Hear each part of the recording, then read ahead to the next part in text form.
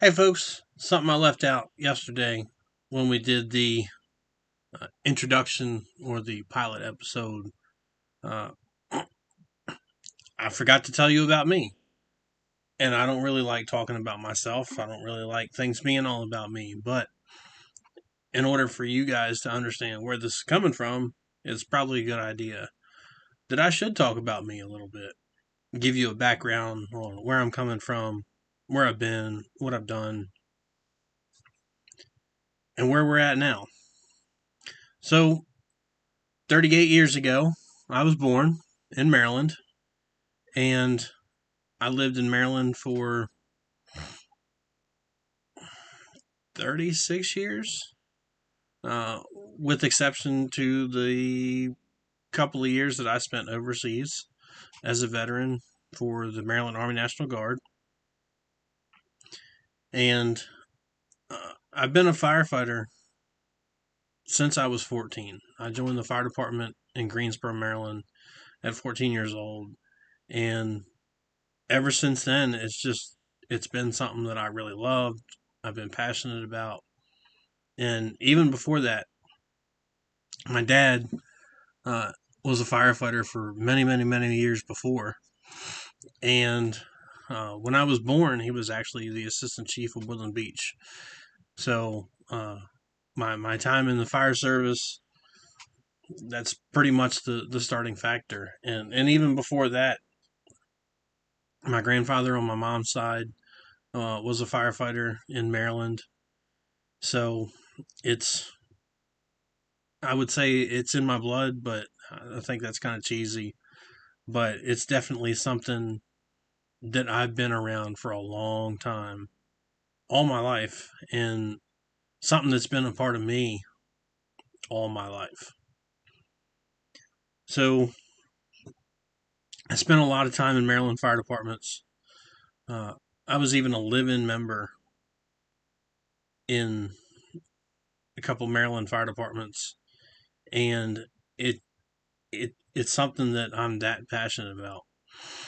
When you want to be a firefighter 24/7,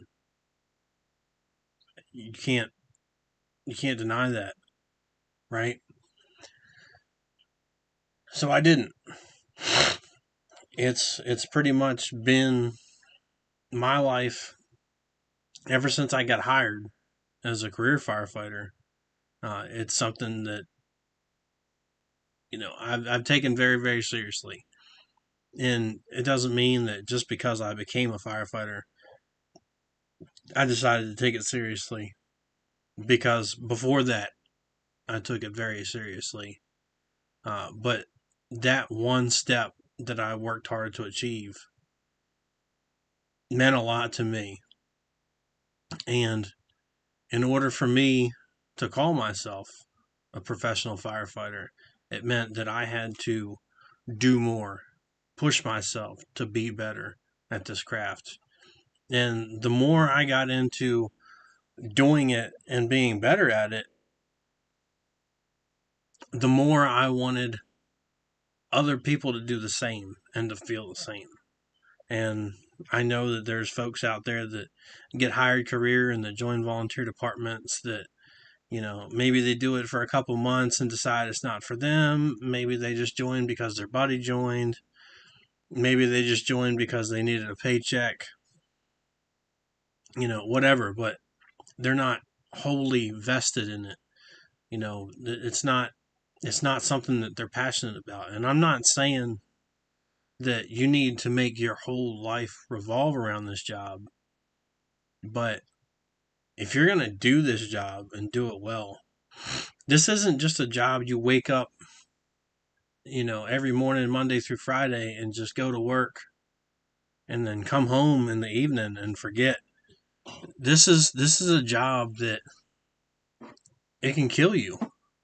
This is a job where you become part of more than just something. It's something bigger than you. You know, we spend a lot of time away from home with our other family. And yeah, I call them a family because that's what it is. whether you're career or volunteer, you will end up spending a lot of time with these people in your department if you invest the time in it, if you are serious about being there. So that's why this is something that I'm really passionate about. And this is my rock, this is my hill that I'll die on. If you're not passionate about the fire service, get out. If you don't really care, if you're not there to serve the people, why are you here? So let me not go on a tirade about that. But uh, up till now, I've been in the career fire service, part of the Fed, for 8 years now. I've served in some very busy areas like NDW Bethesda and not very busy at all, AP Hill, Virginia, now known as Fort Walker. And I've met a lot of amazing people in my journey. I've been a volunteer in Prince George's County where it's nothing to run 5,000 calls a year out of one station and to not get much sleep because you're on the ambulance all night. But at the same token, there is a little bit of a reward there. You get to see more fire. And I got to see that. And I got to experience that. And I loved it. And that's why I say keep fire in your life, because when you end up in a department where you don't run as much fire, it's not easy. You'll lose that motivation to do better, because it's like, well, it's not like we're going to fire all the time. Why do I need to do this training? Why do I need to do this? When we show up, I remember what I'm doing. Muscle memory. You'll think that, oh, ladders are easy. Why do I got to go train on ladders? You'll pull up to a call and somebody will say, hey, ladder the roof and all the windows, and you'll be out there fiddle fucking with the ladder and running it into stuff, uh, tripping up, swinging up by power lines, all kind of stuff. Out there struggling. And you don't want to be that guy, let alone have a whole fire ground of those people, as it doesn't look good. It doesn't look good to your department, to the rest of the people in your crew, and it especially doesn't look good to the people that you came there to save, right? They called the fire department. They didn't call the circus. They weren't looking for a bunch of clowns to show up. So if you're in this job and you care about this job, then show that you care about this job. Don't be the guy out there doing the dumb shit that's going to get you killed, that's going to mean somebody else lose their life, and that makes you just look like an idiot, right? So, I've seen all kind of firefighting styles, from the meadows to the ghettos. I grew up in a rural little town where everybody knows your name and everybody responds from home. The siren still blows. The like air raid siren for tornadoes and all that kind of stuff. Uh, that's where I grew up. So I know about tanker shuttles. I know about long lays. I know about relay operations. And I know about those times when it takes, uh, you call 911 for a house fire and it takes a minute or two for them to dispatch it out. It takes almost 10 minutes for people to get to the station and get in the fire trucks. And then now you got to drive 20 some minutes across your own first due to get to this house on fire. So, been there, done that. And on the other end of the spectrum, I've been in Prince George's County in one of the smallest first due box areas in Riverdale, where if you weren't on your A game and out the door in 30 seconds, somebody else is balls deep in your box, and you are not going to be first arriving. And they're going to go to work, and you're going to stand out there and look like idiots. So I don't like looking like an idiot. You know, I've done enough crazy clown shit in my life, and this isn't where I'm going to do that. So that's part of why I decided to do this podcast. I wanted to get that fire going and stoke that fire inside of other people that maybe are losing that motivation, that maybe need a little more drive to do better. They need that little push. They need a reason. They need, that spark, whatever, to get them going again. And I can tell you it's not easy. There's times, days where I'm not on my A game, but I have to tell myself, hey, look, this you got to be on your A game, because just like he says in Backdraft, if you fuck up here, somebody dies, and you don't even have to fuck up for somebody to die.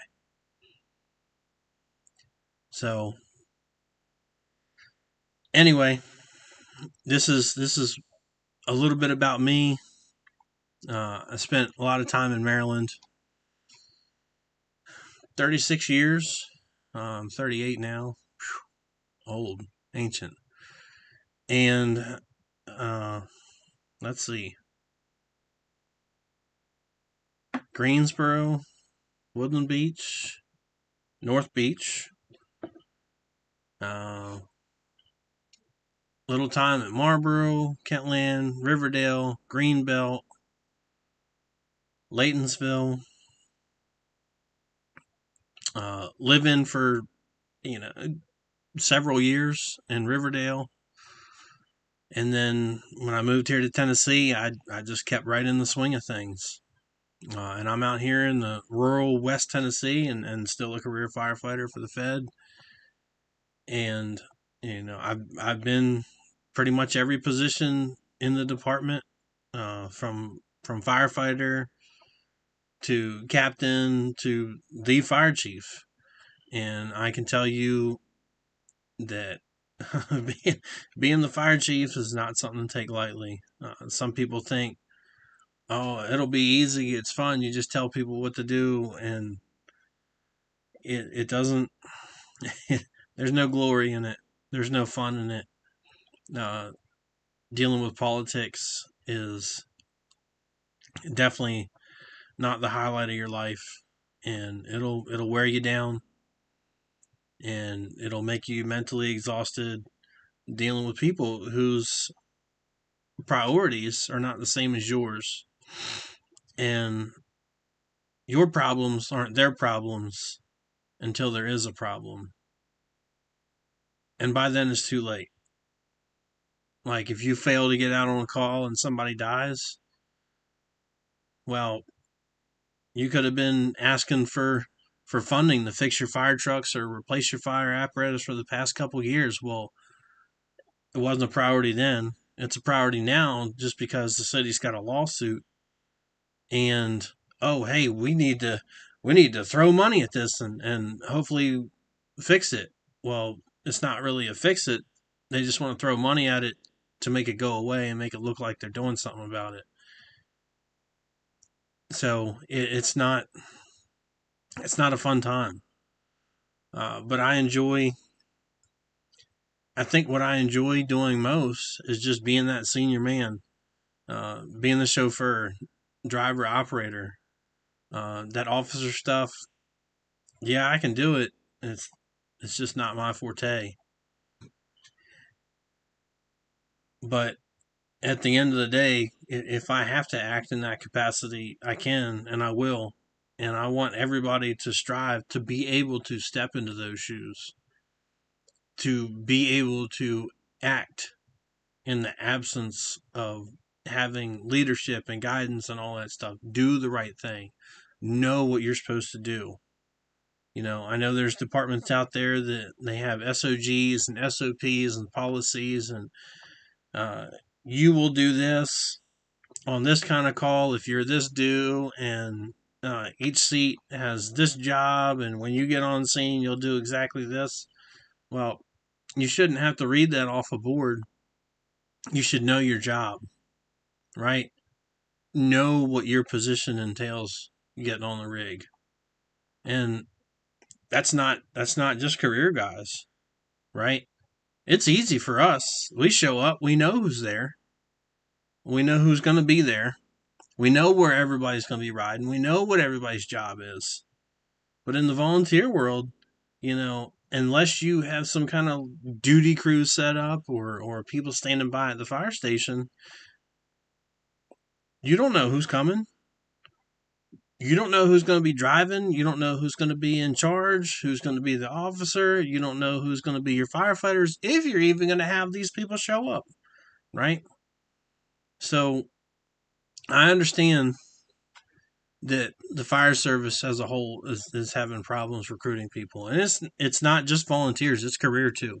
There's departments out there uh, that used to have long, long, long lines of people showing up to take the test, and now they're just getting enough to run a class, and it's a really, really sad thing.